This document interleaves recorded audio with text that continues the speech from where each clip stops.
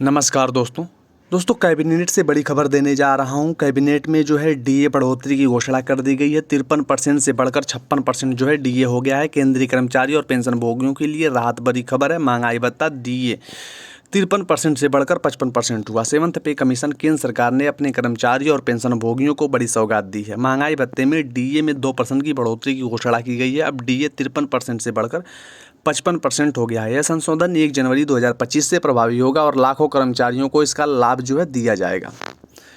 Cabinet बैठक में बड़ा बदलाव। प्रधानमंत्री नरेंद्र मोदी की अध्यक्षता में हुई केंद्रीय कैबिनेट की बैठक में इस महत्वपूर्ण निर्णय को मंजूरी दी गई। आमतौर पर सरकार जनवरी और जुलाई में डीए संशोधन की घोषणा करती है ताकि कर्मचारियों और पेंशन भोगियों को महंगाई से राहत जो है वो दिया जा सके।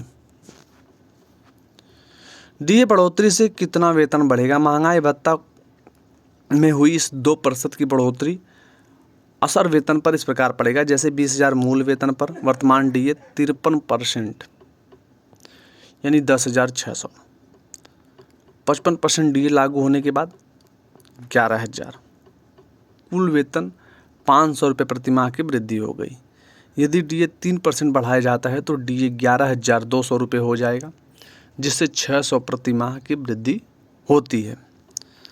पिछली बार कब बढ़ा था डीए? 1 जुलाई 2024 को केंद्र सरकार ने डीए में 3% की बढ़ोतरी की थी, जिसे डीए 50% से बढ़कर 3% जो है हुआ था। पेंशन भोगियों की महंगाई राहत में सामान्य वृद्धि देखी गई है। डीए बढ़ोतरी कब होगी? सरकार हर 6 महीने पर डीए दरों की समीक्षा करती है। इसके आधार पर AICPI